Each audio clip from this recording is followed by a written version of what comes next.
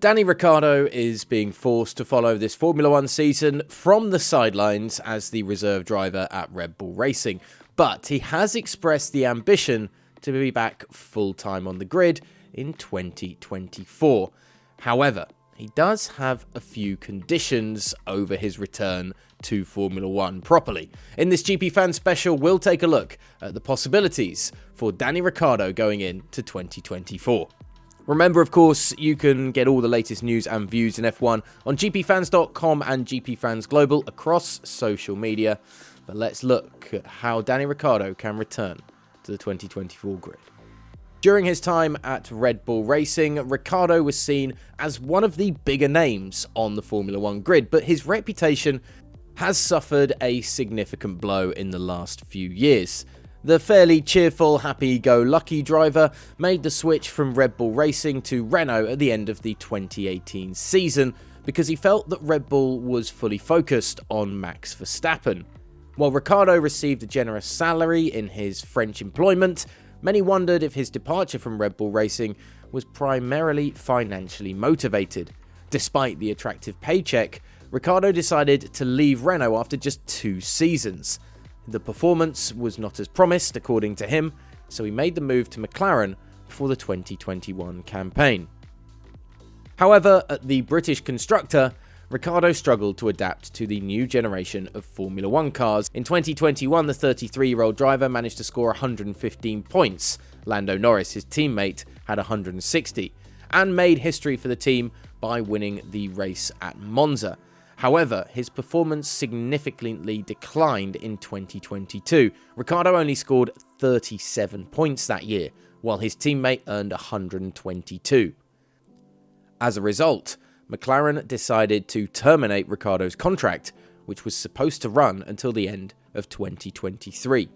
An exit from the sport seemed inevitable, but Red Bull Racing offered the Australian a lifeline in the role of a reserve driver. Ricciardo has expressed his ambition multiple times to be back fully on the grid next season though.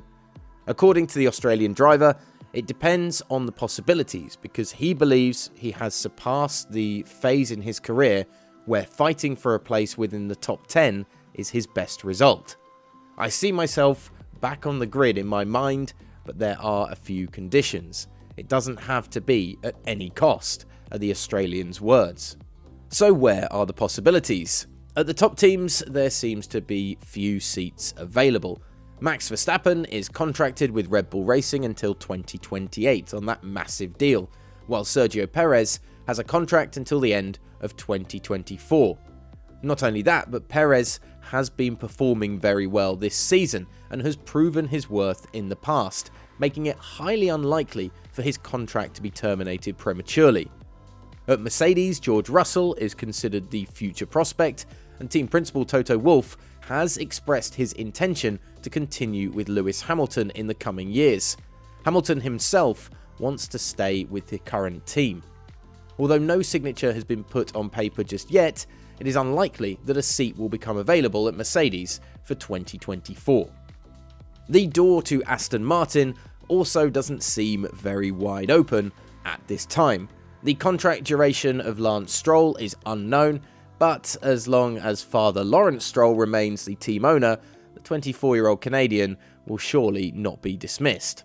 Fernando Alonso has a deal until the end of 2024 and is currently in great form. The 41-year-old Spaniard has finished third in 4 of the first 5 races of the 2023 season and is currently, as it stands at the moment, third in the championship. Alonso seems very happy with the team and will not easily decide to leave after this year. On the other side of the equation, there's no real reason for Aston Martin to want to part ways with the veteran driver.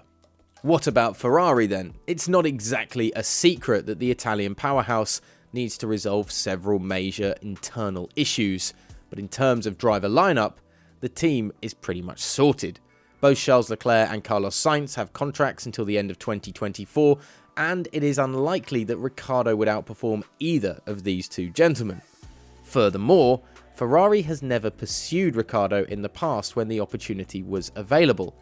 The chances are higher that Leclerc or Sainz might decide to leave due to Ferrari's consistently disappointing performance, but currently there is no indication of that scenario coming anytime soon. The first 4 teams seem to be out of the equation then for the Australian, making it difficult to fulfill Ricciardo's requirement of competing at the front of the grid, and Alpine is likely not an option either. The French factory team had the opportunity to bring Ricciardo back last summer, but chose Pierre Gasly as Fernando Alonso's replacement instead. Gasly, the Frenchman, and fellow Frenchman Esteban Ocon both have contracts until the end of 2024 with the French constructor.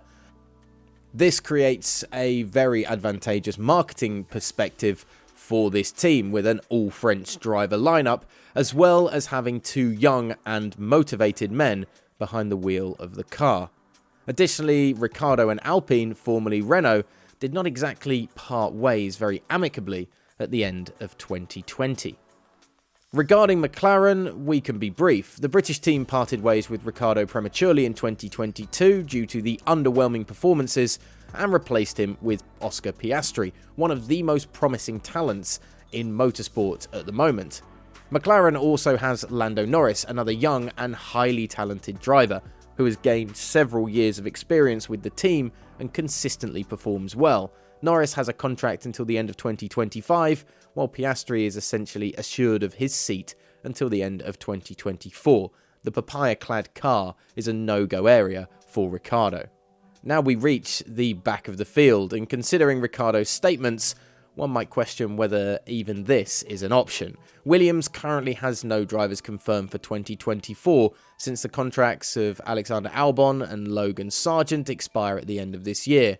However, the British team has been racing at the back of the grid for several years now, so a sudden move towards the front seems pretty unlikely. As for Haas, Kevin Magnussen's contract expires at the end of 2023, potentially making the American outfit a possibility. Ricciardo was in consideration by team boss Gunther Steiner last year, but according to the Drive to Survive series, the two couldn't agree on the financial terms. He wants at least 9 fucking million, Steiner said. Nico Hülkenberg has a contract until the end of 2024 with the team.